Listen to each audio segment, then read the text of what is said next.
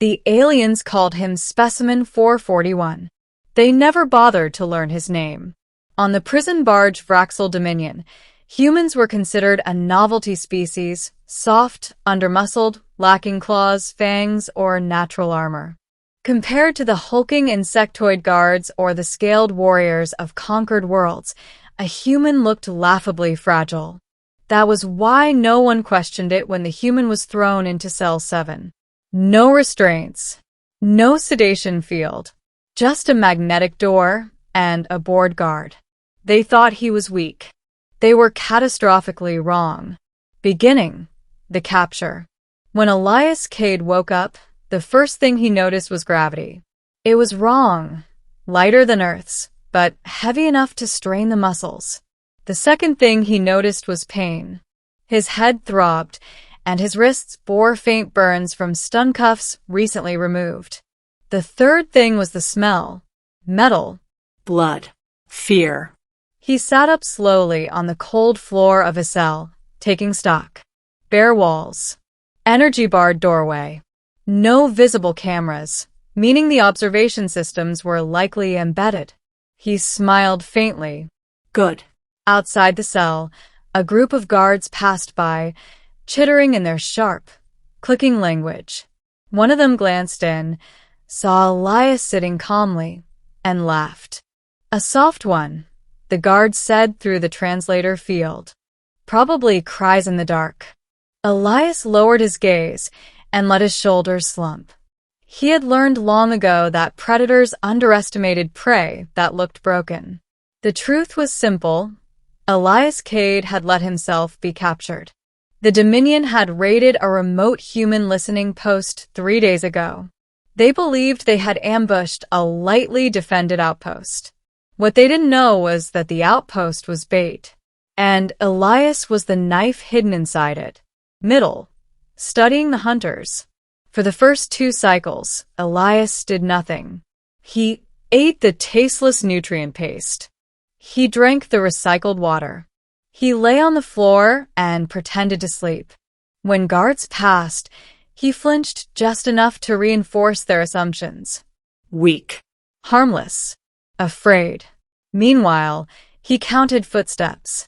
He listened to shift changes, memorized patrol routes, and tracked the subtle vibration patterns through the hull.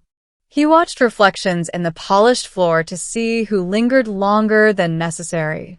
Most importantly, he learned how they thought. The Dominion believed in hierarchy above all else. Strength ruled. Fear maintained order. Prisoners were resources, or toys. They had never faced humans like Elias before. Elias had been a reconnaissance specialist in the Terran Shadow Corps, trained for deep insertion, psychological warfare, and asymmetric extermination.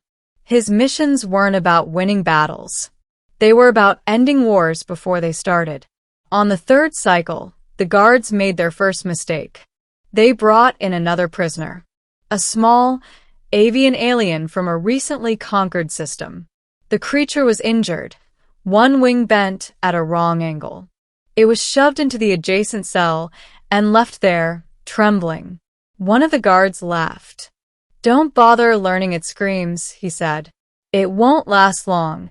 That night, Elias heard the sobbing through the wall. He waited. Then he spoke softly, through the thin barrier. "You hurt?" he asked. The sobbing paused.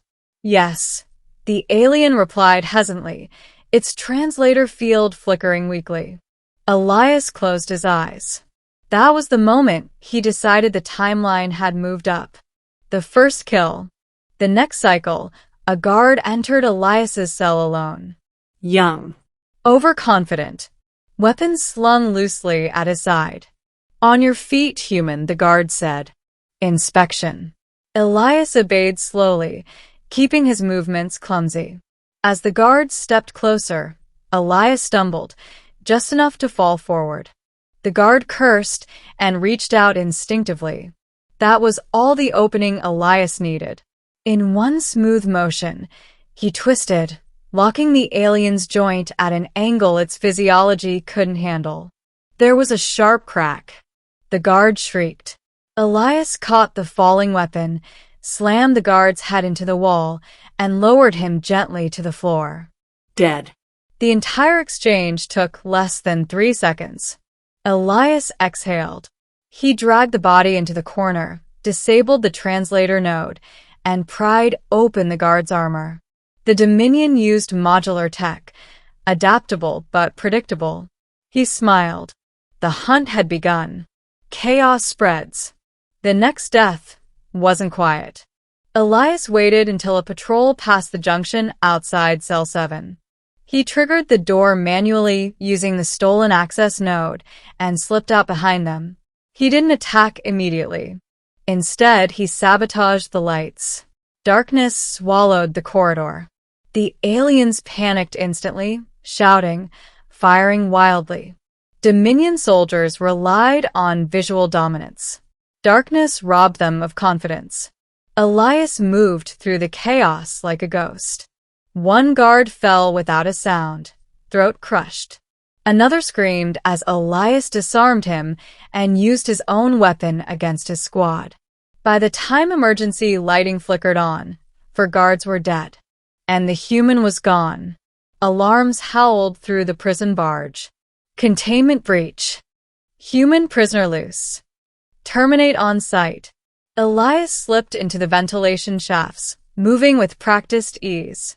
He rerouted ducts to flood certain sections with smoke, isolating groups of guards. Then he went back for the avian prisoner. He tore open the cell door and knelt beside the trembling alien. "Can you walk?" he asked. The creature nodded weakly. "Stay behind me," Elias said. "And don't scream." The alien didn't need to be told twice. The shift in perception. As bodies piled up, the tone of the guards changed. "He's not normal," one officer hissed over comms. "He hunts like a predator," another replied. Fear crept in. They stopped moving alone. Then in pairs. Then in squads. It didn't help. Elias understood fear. He knew how it slowed reactions, how it narrowed vision. He used it against them, leaving bodies where they would be found, sometimes arranged, sometimes missing key parts. He let rumors spread. The human can see in the dark. The human doesn't sleep. The human enjoys this. None of it was true, but belief was stronger than truth. Within hours, the prison barge was no longer a place of order. It was a slaughterhouse. The warden's realization. Warden Croth observed the carnage from the command deck, his mandibles clattering in agitation. "This is impossible," he snarled. "He is one being." Croth had overseen hundreds of conquests. He had broken entire species. Humans were supposed to be adaptable, but not this. "Seal all sections," he ordered. "Flush the vents. Activate the suppression field." Too late. Elias had already reached engineering. He disabled the suppression field before it could activate, then rerouted power to the life support grid. Sections of the ship began losing atmosphere, not enough to kill, but enough to induce panic. Croth's eyes widened. "He's not escaping," Croth realized slowly. "He's dismantling us." Yes, Elias thought as he moved through the ship. Exactly. The final confrontation. The command deck was heavily guarded. Elias expected that. He used the last of his stolen explosives to breach the ceiling, dropping into the room amid smoke and fire. Guards opened fire immediately. Elias rolled, firing with brutal efficiency. He took a hit to the shoulder, pain flared, but he kept moving. Croth tried to flee. Elias tackled him to the floor, pressing a blade to the warden's throat. "Wait," Croth screeched. "We can negotiate." Elias leaned close. "You made one mistake," he said calmly. "You thought humans only fight when cornered." He tilted the blade slightly. "We hunt.